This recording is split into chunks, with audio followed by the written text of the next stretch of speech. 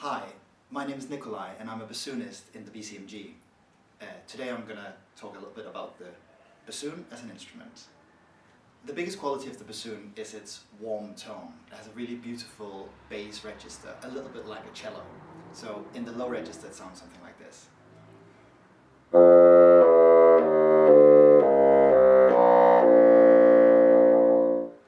It's a really rich tone. The range of the bassoon is a little over 3 octaves. So the lowest octave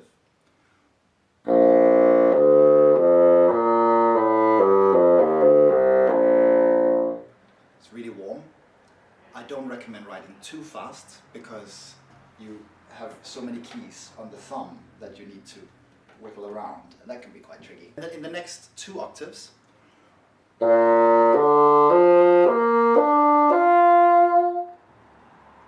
you can easily write quick stuff.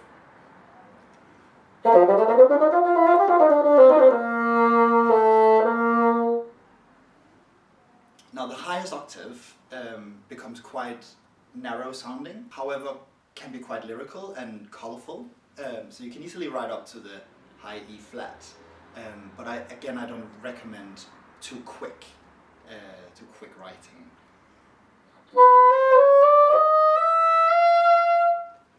So that's the sound of the different ranges. One of the greatest things about the bassoon is the articulation you can do. So of course you can play completely slurred. That's when I only use the air with no tongue.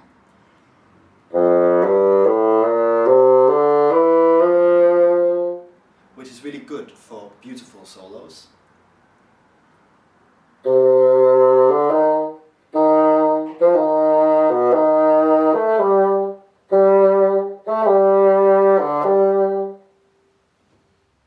But you can also play quite a lot with the articulation on the bassoon. You can play quite short,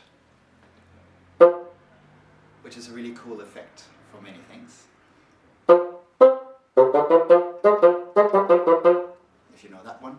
So you can use a single tongue, where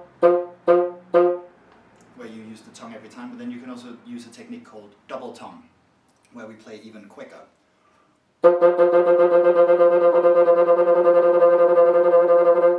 Which is quite cool. Many composers like to use that effect. You can also write really quick articulation, especially in the middle ranges. Works really well.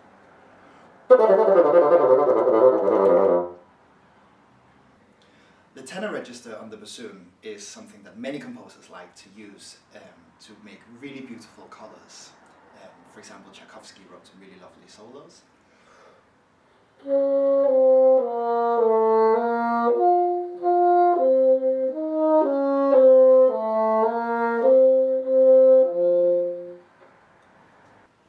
So there are some modern and extended techniques that you can do in the bassoon, which is very effectful. We talked about the single and double tongue. You can also do something called flatter tongue. That's where I go on the reed. Sounds something like this.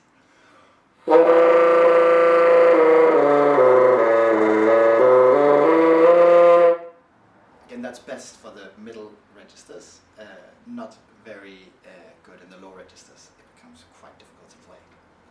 Trilling on bassoon is quite a good effect as well.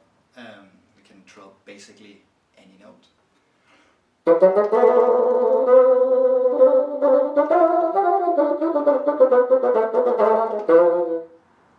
There's also something called multiphonics, and I recommend not being too specific in which harmonies you want, but you can use it as an effect for sure. So something like this.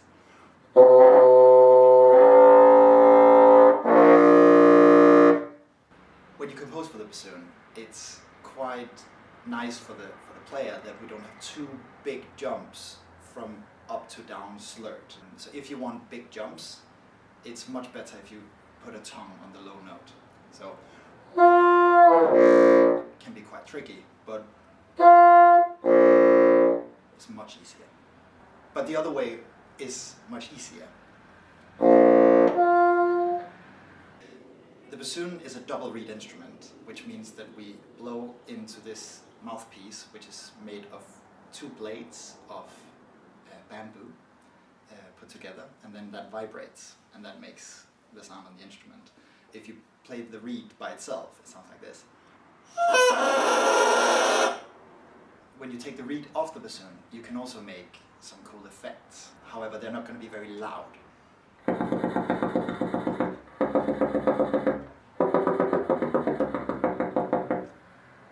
But don't expect it to come across the orchestra very loudly.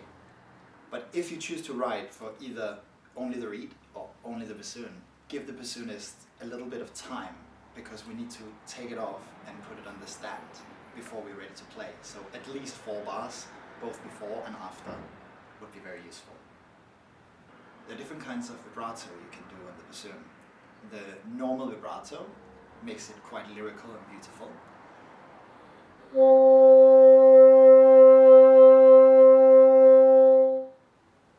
But if you want more of an effect for the vibrato, you could maybe specify it in the score by writing a line over the note, and then it will sound something more like this.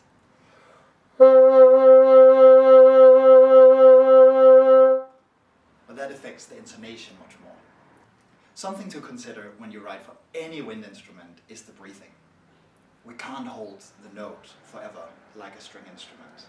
So you need to write in where the breaths are, or just have breaks in the music.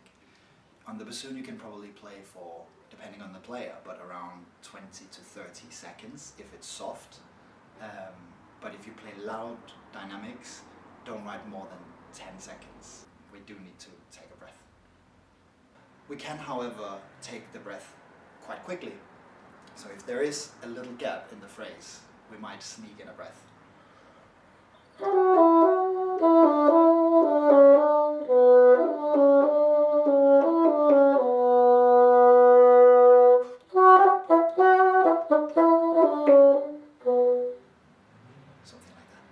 The bassoon can do a big range of dynamics. We cannot play as soft as the clarinets, and we cannot play as loud as the trombones. Generally, we have quite wide dynamics. So you both have the really soft colors and the very loud. I'll try to show you both.